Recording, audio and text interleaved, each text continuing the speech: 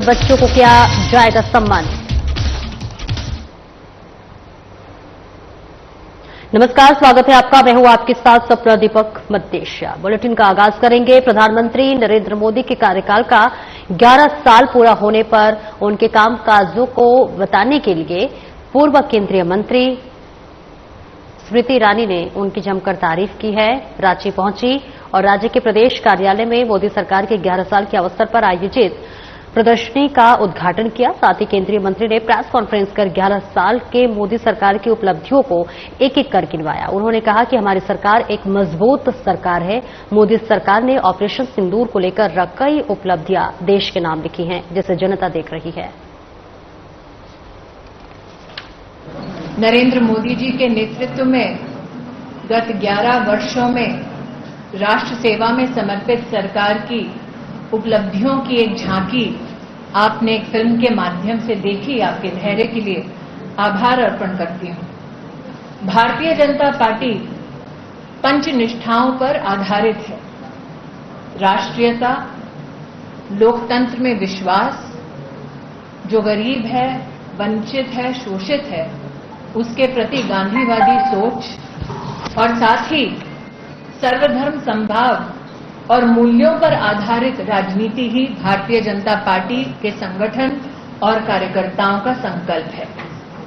आज उन पंचनिष्ठाओं को नरेंद्र मोदी जी की सरकार में प्रतिबिंबित होते देख भारतीय जनता पार्टी का हर एक कार्यकर्ता, हर एक समर्थक आज अभिभूत है। वीडियो में देखा, जो गरीब है, वंचित है, शोषित है, पीड़ित है, इन 11 वर्षों में 50 करोड़ देश के नागरिकों का जनधन खाता खोलना, देश की तिजोरी से देश के गरीब को जोड़ने का प्रधानमंत्री जी का अभूतपूर्व प्रयास है। कांग्रेस का संगठन सृजन 2025 कार्यक्रम को लेकर आज शहर के टाउन हॉल में कांग्रेस के दिग्गज नेताओं का जमावड़ा हुआ। इसमें मुख्य रूप से कांग्रेस के प्रदेश प्रभारी के राज्य प्रदेश अध्यक्ष केशव महतो कमलेश, राज्य के पंचायती राज मंत्री दीपिका सिंह पांडेय, लातेहार प्रभारी सह पूर्व राज्यसभा सांसद धीरज प्रसाद साहू, पूर्व मंत्री केएन त्रिपाठी, मड़िका विधायक रामचंद्र सिंह सहित सैकड़ों वरीय कांग्रेस कार्यकर्ता शामिल थे। मौके पर प्रदेश प्रभारी के राजू ने कहा कि आज संविधान खतरे में है, जिसे बचाने के लिए हमें संघर्ष करना पड़ रहा है। जो संविधान हमें आरक्षण का लाभ देता है, उसे केंद्र की मोदी सरकार खत्म करने पर आतुर है। वहीं प्रदेश अध्यक्ष केशव महतो कमलेश ने कहा कि संगठन की मजबूती के लिए यह कार्यक्रम मील का पत्थर साबित होगा। वहीं पंचायती राज मंत्री दीपिका सिंह पांडेय ने कहा कि पेशा कानून को लेकर ड्राफ्ट तैयार है, जल्द ही इसे लागू करने का प्रयास किया जाएगा। वहीं अन्य वक्ताओं ने भी कार्यक्रम के उद्देश्यों पर प्रकाश डाला। मौके पर मुख्य रूप से कार्यकारी जिलाध्यक्ष गुंजर उराव, यूथ कांग्रेस प्रदेश उपाध्यक्ष आफ्ताब आलम और पूर्व जिलाध्यक्ष प्रमोद सिंह, कांग्रेस यूथ जिलाध्यक्ष अमित यादव, महिला प्रकोष्ठ जिलाध्यक्ष अनिता देवी, प्रदेश प्रतिनिधि पंकज तिवारी समेत बड़ी संख्या में लोग शामिल थे। ये है हमारा जो ब्लॉक प्रेसिडेंट्स है इधर और ब्लॉक ऑब्जर्वर्स, मंडल प्रेसिडेंट, ये तीनों हर एक ग्राम पंचायती में कम से कम 2 दिन रहना पड़ेगा, 2 दिन नाइट हॉल्ट करने पड़ेगा और वो गांव में, वो पंचायत में सभी कांग्रेस वर्कर्स, कांग्रेस मेंबर्स के साथ बैठक करके हर एक वो गांव में एक ग्राम पंचायत कांग्रेस कमेटी को गठन करना पड़ेगा। देखिए, हम लोग का 2 कार्यक्रम अभी चल रहा है। एक संगठन सृजन का कार्यक्रम, कांग्रेस संगठन को ग्रास रूट तक मजबूती प्रदान करने के लिए हम लोगों ने एक तरीका निकाला है और प्रखंड स्तर पर हम लोग 12 लोगों की कमेटी बना रहे हैं, अध्यक्ष सहित 11 अध्यक्ष, 1 उपाध्यक्ष और 9 महामंत्री। इसी तरह हमारा मंडल हजारीबाग के पूर्व सांसद यदुनाथ पांडे बोकारो सर्किट हाउस पहुंचे, जहां उन्होंने पत्रकारों से बात करते हुए कहा कि प्रधानमंत्री नरेंद्र मोदी के 11 साल के कार्यकाल में देश का मान और स्वाभिमान बढ़ा है।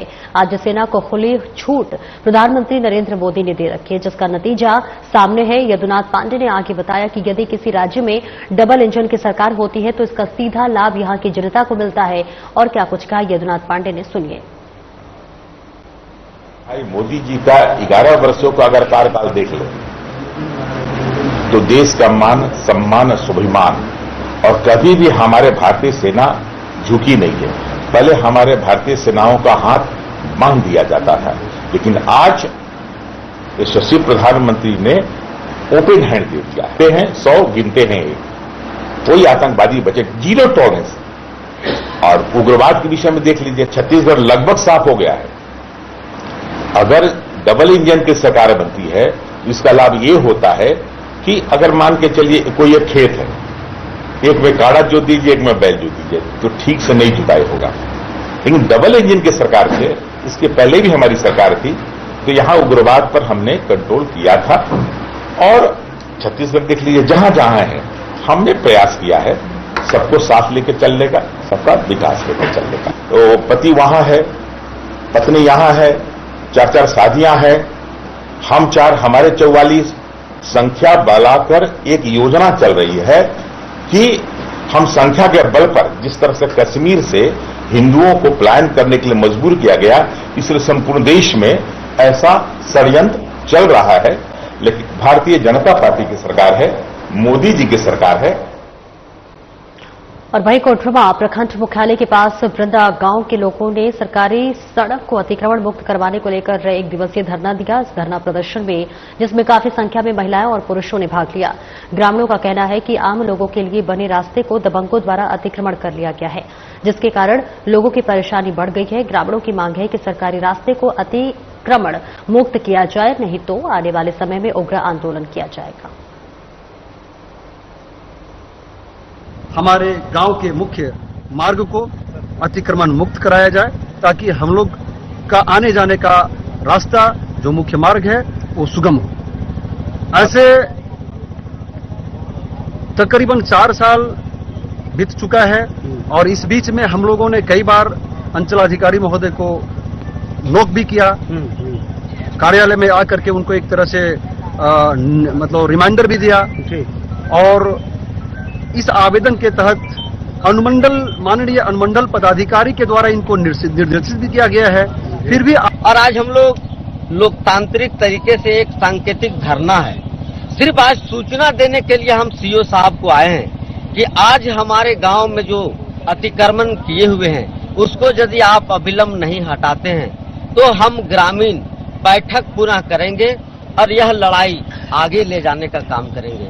हम जिला समाहरणालय में हम अनिश्चितकालीन धरना देंगे, चाहे इसके लिए अब हम लोग करो और मरो की लड़ाई पर आगे हैं। यदि जिला प्रशासन नहीं हमारा गांव ग्रामीण का दुख को नहीं समझता है, हमारे गांव का पीड़ा नहीं समझता है, तो हम मजबूर हो जाएंगे बड़ा आंदोलन करने के। क्या और साधना प्लस न्यूज हमेशा से बच्चों के उत्साह को बढ़ाने का काम किया है और इसी क्रम में हजारीबाग सहित उसके आसपास के क्षेत्रों के वैसे छात्र छात्राएं जिन्होंने इस वर्ष 10वीं और 12वीं की परीक्षा में 90% से ज्यादा अंक लाए हैं, उन बच्चों को साधना प्लस न्यूज आगामी 15 जून 2025 को सम्मानित करने का काम करेगा। कार्यक्रम का आयोजन हजारीबाग के स्थानीय बड़ा बाजार स्थित जैन भवन में किया जाना है। साधना प्लस न्यूज हजारीबाग सहित आसपास के क्षेत्रों के तमाम बच्चों से अपील करता है जिन्होंने इस वर्ष 10वीं और 12वीं परीक्षा में 90% से ज्यादा अंक लाए हैं, वे आयोजित कार्यक्रम में शामिल हो। आपको बता दें कि कार्यक्रम के दौरान स्वावलंबी महिलाओं को भी सम्मानित किया जाएगा। साधना प्लस न्यूज की तरफ से झारखंड के हजारीबाग में आगामी 15 जून को यह कार्यक्रम होना है। जो बच्चे 10, 2 और 12 में 90% से अधिक अंक लाए हैं, उन होनहार बच्चों को साधना प्लस न्यूज अपने मंच पर सम्मानित करने जा रही है। और मैं उन बच्चों के अभिभावकों से आग्रह भी करना चाहता हूं कि अगर आपके परिवार में उस तरीके के बच्चे हैं तो आज ही हमें बताएं, ताकि आपके बच्चों को आगामी 15 जून को स्थानीय जैन भवन बड़ा बाजार हजारीबाग में सम्मान मिल सके। और एक खास बात, साधना प्लस न्यूज लगातार आप लोगों के बीच एक प्यार, उत्साह और आशीर्वाद से कायम अपनी सुर्खियों बटोरता रहा है। वही आशीर्वाद बना रहे आगामी कार्यक्रम में भी। साथ ही साथ बच्चों को सम्मान देने के बाद, क्योंकि ये सोच, ये विचार और ये राय साधना प्लस न्यूज के झारखंड बिहार के चीफ एडिटर अभिषेक सर का है। उन्होंने कहा है कि जो बच्चे आपके यहां होनहार के साथ साथ वैसी महिलाएं या युवतियां जो सेल्फ इंडिपेंडेंट है, महिला सशक्तिकरण को बढ़ावा दे रही है, वो भी अपनी टीम, अपना चैनल आपके इस मंच पर सम्मान देगा। लातेहार जिला बीजेपी कार्यालय में मोदी सरकार के 11 साल बेमिसाल प्रदर्शनी का उद्घाटन एवं अवलोकन सांसद डॉक्टर प्रदीप शर्मा समेत कार्यकर्ताओं के द्वारा किया गया। इस मौके पर सांसद डॉक्टर प्रदीप वर्मा ने कहा कि 2014 से 2025 से प्रधानमंत्री नरेंद्र मोदी के कार्यकाल 11 वर्ष पूरे हुए हैं और देश की जनता ने जिस तरह से देश में बदलाव देखा है और देश जिस तरह से प्रगति की राह पर चल रहा है, 2014 में जब नरेंद्र मोदी को प्रचंड बहुमत से देश का प्रधानमंत्री चुना था, वही सांसद प्रदीप वर्मा ने कांग्रेस पर भी निशाना साधते हुए कहा कि इससे पूर्व 10 वर्ष कांग्रेस के नेतृत्व वाली मनमोहन सरकार ने शासन किया था और पूरे 10 वर्षों में केंद्र सरकार के भ्रष्टाचार की चर्चा जन जन तक पहुंची थी। देश में 2014 में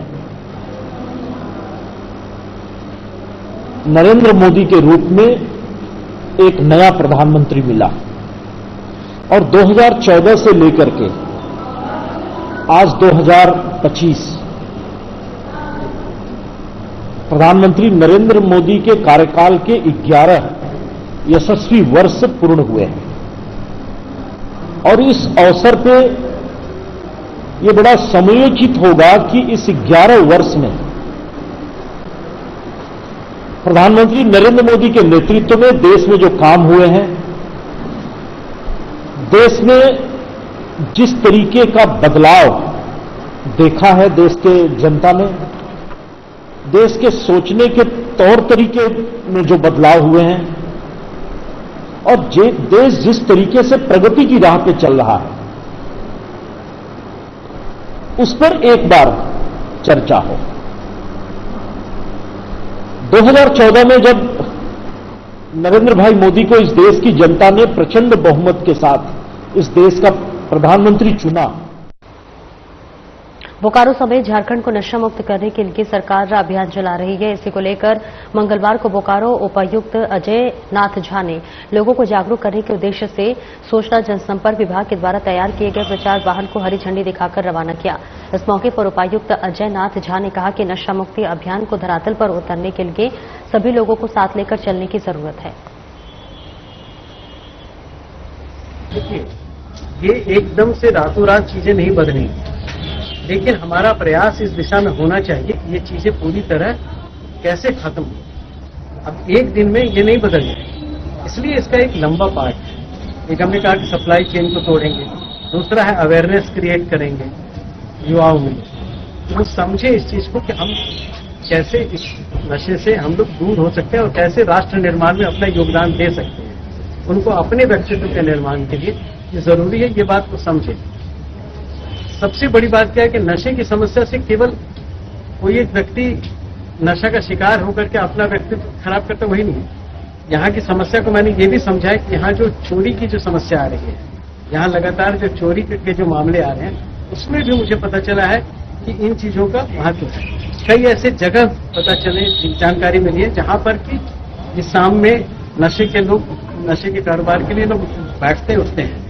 उन सब राज्य सरकार की तरफ से 10 जून से 26 जून तक 2025 तक राज्यव्यापी निषिद्ध मादक पदार्थों में विरुद्ध जागरूकता अभियान चलाया जा रहा है। इसके सफल संचालन को लेकर हजारीबाग कलेक्ट्रेट सभागार में उपायुक्त शशि प्रकाश सिंह ने जिला के सभी पदाधिकारियों सहित अन्य कर्मियों को नशा मुक्त भारत बनाने के लिए शपथ दिलाई। इसके बाद उपायुक्त ने कलेक्ट्रेट परिसर से 3 जागरूकता रथ को हरी झंडी दिखाकर रवाना किया। ये तीनों रथ जिले के विभिन्न प्रखंडों में जाकर लोगों को नशे के विरुद्ध जागरूकता करने के लिए काम करेंगे। अभिशाप है, इसको यह केवल ना युवा पीढ़ी को बर्बाद करती है, परंतु घर परिवार भी इससे जो है प्रभावित होते हैं। इसी को ध्यान में रखते हुए पूरे देश में पंचायत स्तर तक जो है एंटी ड्रग कैंपेन जो है आज से 16 दिनों तक 26 तारीख तक जो है ये कैंपेन चलाया जाएगा। इसी कड़ी में आज आपने देखा कि समाहरणालय में हम लोगों ने शपथ ग्रहण किया ताकि जो नशा है उसके प्रति जो है लोगों को जागरूक किया जा सके और इनसे जो नशे से जो है युवा पीढ़ी और सभी संवर्ग के लोगों को इसे दूर रखा जा सके। इसमें न केवल युवा पीढ़ी बल्कि स्कूल्स, कॉलेजेस, ITIs, पंचायत में जो ऑफिसेज हैं, शहर में नुक्कड़ नाटक के माध्यम से कॉलेजेस, ITI सभी जगह जो है सभी लोगों से हम लोग जुड़ने का प्रयास कर रहे हैं। हम जो है सभी हजारीबाग जमशेदपुर जिले में नशा मुक्ति अभियान का शुभारंभ किया गया है। बता दें, राज्य सरकार के निर्देश पर 10 से 26 जून तक राज्यव्यापी निषिद्ध मादक पदार्थों विरोधी विशेष जागरूकता अभियान चलाया जा रहा है और इसी कड़ी में कलेक्ट्रेट में उपायुक्त कर्ण सत्यार्थी ने अधिकारियों एवं कर्मचारियों को नशा मुक्ति की शपथ दिलाई। शपथ ग्रहण कार्यक्रम के बाद उपायुक्त ने कलेक्ट्रेट परिसर में जागरूकता रथ को हरी झंडी दिखाकर रवाना किया और ये प्रचार वाहन जिले के विभिन्न प्रखंडों का भ्रमण कर मादक पदार्थों के दुष्परिणामों की जानकारी देने का काम करेगा। बेसिकली ये झारखंड सरकार के निर्देशानुसार ये अभियान स्टार्ट किया गया है जो अगले 2 सप्ताह तक चलेगा। तो जैसा कि आप सभी जानते हैं कि ड्रग्स की समस्या खास करके जो यंग जनरेशन के लोग हैं उनके लिए बहुत गंभीर है और इसके 2 पक्ष हैं। एक तो जो इसका क्राइम वाला पार्ट है जिसको प्रशासन की ओर से, पुलिस की ओर से लगातार जिस पे रोकथाम की जा रही है, लेकिन इसका एक दूसरा पक्ष अवेयरनेस से रिलेटेड भी है। हर परिवार को, हर व्यक्ति को खुद अवेयर होना पड़ेगा कि ड्रग्स के यूज के जो इल इफेक्ट्स हैं वो क्या है। तो जो क्राइम वाला पार्ट इसका है उसके लिए पुलिस और प्रशासन लगातार लगी हुई है, परंतु जो जागरूकता वाला पार्ट है, अवेयरनेस वाला पार्ट है, वो इन जो 4 रथों को आज रवाना। हजारीबाग लोकनायक जयप्रकाश नारायण सेंट्रल जेल के ओपन जेल स्थित कैंप से 3 बांग्लादेशी कैदी रविवार को फरार हो गए थे। इस मामले में पुलिस ने त्वरित कार्रवाई करते हुए फिर से उन्हें गिरफ्तार कर लिया है। 3 में से 2 की गिरफ्तारी बनगांव बंगाल से हुई है जबकि एक को धनबाद रेलवे स्टेशन से गिरफ्तार किया गया। आपको बता दें कि फरार हुए तीनों कैदी भारत में अवैध रूप से रह रहे थे। इसी आधार पर उन्हें हिरासत में रखा गया था और तीनों फरार कैदी में 2 महिला और 1 पुरुष शामिल थे। सुबह में एक सूचना प्राप्त हुई थी कि यहाँ पे जो इलीगली डिटेन्ड बांग्लादेशी हैं उनको यहाँ डिटेन करके रखा गया है, होल्ड किया गया है। इसमें 3 लोग, 2 महिलाएं हैं, रीना खान उर्फ फीना देवी, निफा अख्तर उर्फ खुशी और मोहम्मद नजमुल हल्दर। ये 3 लोग ये होल्डिंग कैंप से कूद करके भाग गए। उसके बाद चूंकि ये तीनों बांग्लादेशी हैं, मूल के हैं और इनको यहाँ पर फॉरेनर्स एक्ट के तहत और अन्य धाराओं में भी पहले से केस करके और जेल गए थे और वहाँ से बेल पर मुक्त होने के बाद फर्दर प्रोसेस के लिए यहाँ रखा गया था। तो ये जरूरी था कि बहुत त्वरित कार्रवाई की जाए क्योंकि एक वो संदेह था कि हो सकता है ये लोग वापस से बॉर्डर को क्रॉस करने की कोशिश करें। तो हम लोगों ने जल्दी से कार्रवाई करते हुए एक टीम का गठन किया। सेंट्रली यहाँ जो टीम थी उसमें मैं था, अमित जो हमारे साहिबगंज विद्युत सर्किल कार्यालय में दुमका विद्युत आपूर्ति क्षेत्र महाप्रबंधक राकेश प्रसाद के नेतृत्व में एक विभागीय बैठक बुलाई गई। बैठक के दौरान महाप्रबंधक राकेश प्रसाद ने समीक्षा करते हुए चल रहे योजनाओं के बारे में जानकारी हासिल की। साथ ही कार्य कर रही एजेंसियों को निर्धारित समय सीमा के कार्य पूरा करने के निर्देश दिए। समीक्षा हम लोग के फर्स्ट में तो जो भी योजना चल रहा है, मुझे चल रहा है, फिर आपका RDSS का काम चल रहा है, बेंटेक का मीटर लगाने का काम चल रहा है, स्मार्ट मीटर का जो बेंटेक स्मार्ट मीटर लगा रही है, तो उसी का आज रिव्यू किया गया। आपका रिप्लेसमेंट का जो आपका टेक्नो इलेक्ट्रिक रिप्लेसमेंट का काम कर रही है, ट्रांसफार्मर बैठाना काम कर रहा है, वायर को चेंज करने का काम कर रहा है। इसको 1.5 साल में पूरा करना है। 50% से ज़्यादा काम हो चुका है। 6 महीने के अंदर उसको काम पूरा करने का निर्देश भी दिया है।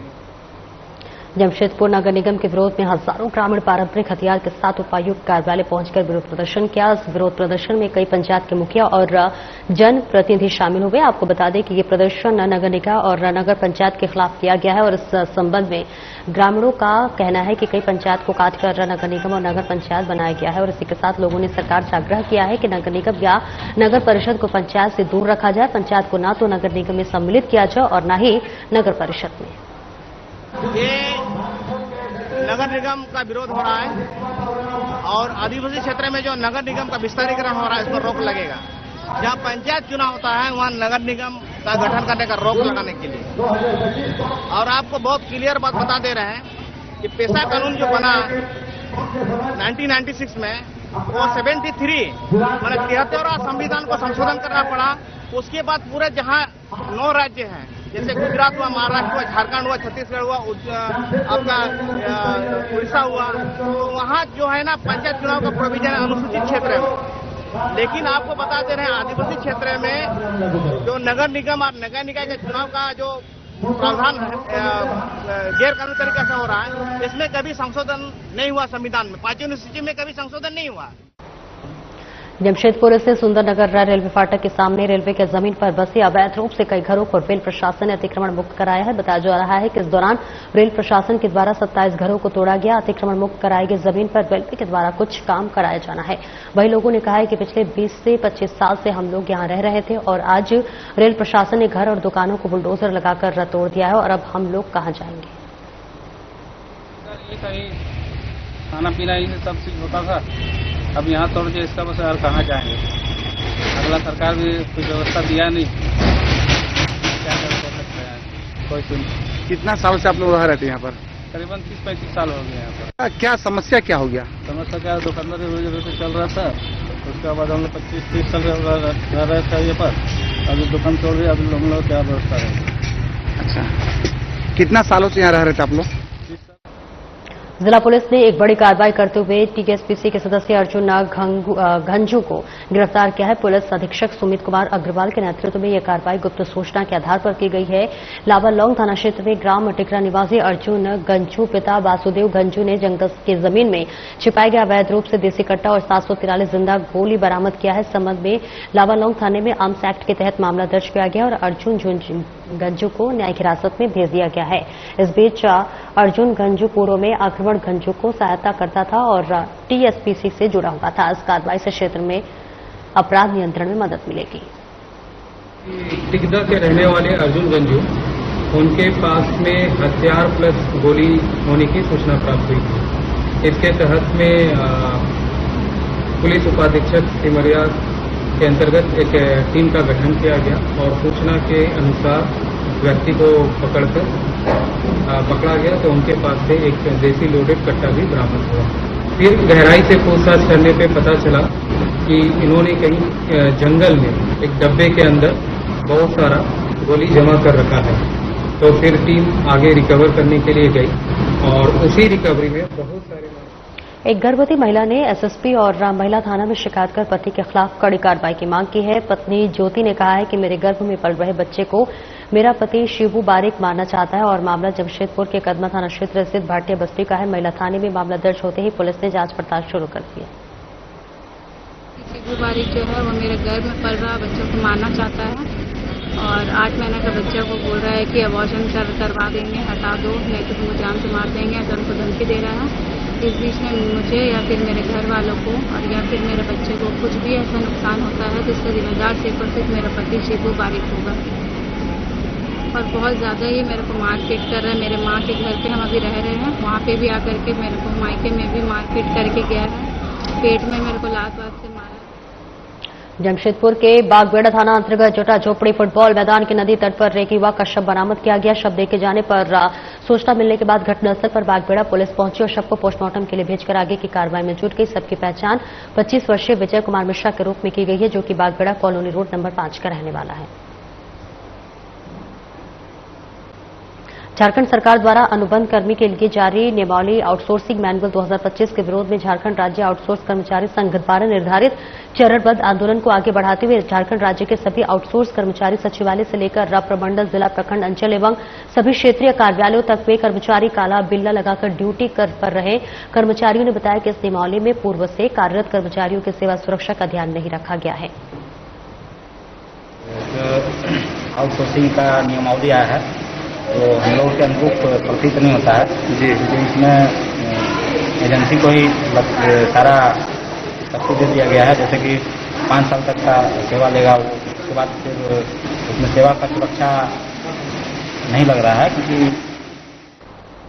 बोकारो जिला के विभिन्न थाना इलाकों में लगे एयरटेल, जियो और बीएसएनएल के टावरों में बैटरी चोरी किए जाने के मामले का 4 मुफस्सल थाना पुलिस ने खुलासा कर दिया है। इस मामले में धनबाद से एक आरोपी को गिरफ्तार करते हुए 112 मोबाइल टावर की बैटरी को बरामद किया गया, जिसकी कीमत लगभग 6,83,000 रुपए बताई जा रही है। इस संबंध में एसपी हरविंदर सिंह ने कहा है कि टावर से बैटरी की चोरी मामला का खुलासा करते हुए धनबाद से कोला कुस्मा के रहने वाले धर्मेंद्र कुमार को गिरफ्तार किया गया। उसकी निशानदेही पर धनबाद के अनश उर्फ जावेद कबाड़ी की दुकान से चोरी किए गए 112 बैटरी को बरामद किया गया है। बीएसएनएल लगभग सभी के जो टावर्स लगे हुए हैं वहां से कई जगहों से जो है बैटरी चोरी के बहुत सारे केसेस रिपोर्ट हो रहे थे। इसी घटनाक्रम में 2 तारीख को इसी महीने के 2 जून को जो है हमारे यहाँ से चास मुफस्सिल थाना में धंडाबर से जो एयरटेल टावर है वहां से भी कुछ बैटरी चोरी हुई थी और उन्होंने उसकी आवेदन। देवघर के प्रोफेसर कॉलोनी में एक सनकी प्रेमी ने शादीशुदा महिला के पति को चाकू मारकर बुरी तरह से जख्मी कर दिया। इस घटना में गंभीर रूप से घायल दुमका जिले के ताल झारी थाना क्षेत्र के निवासी 28 वर्षीय सूरज दास को सदर अस्पताल में इलाज के लिए भर्ती कराया गया है। महिला ने बताया है कि वो अपने पति सूरज के साथ रहती है। कुंदन लगातार उसे परेशान करता था। मामला देखिए यही है, मतलब उनसे हम शादी की है, ठीक है, और ये मेरे बहुत ज्यादा ही हमको टॉर्चर कर रहे थे, ठीक है, और हम उनके साथ जीना चाहते थे, ठीक है, उनके साथ जीना चाहते थे, तो इसीलिए वो आके डायरेक्ट आए, अचानक हाथापाई किए हैं, ठीक है ना। हम इनको नहीं जानते, हम सिर्फ उनको जानते हैं, वो मेरा पति है। यहाँ झगड़ाई में किसके साथ? प्रमोद के साथ। अच्छा, उसके बाद सर ये हमसे शादी की। कब? शादी नहीं की है, मोबाइल पे दिखा सर, हो गया सर लगभग साल भर सर। साल भर हुआ। और क्या बोल रहे थे आपको? ये बोल रही थी कि ये बोलती है कभी वो परेशान करता है, उसको बोलती है कि परेशान नहीं, गलत बात है। फिलहाल इस बुलेटिन में इतना ही। नमस्कार।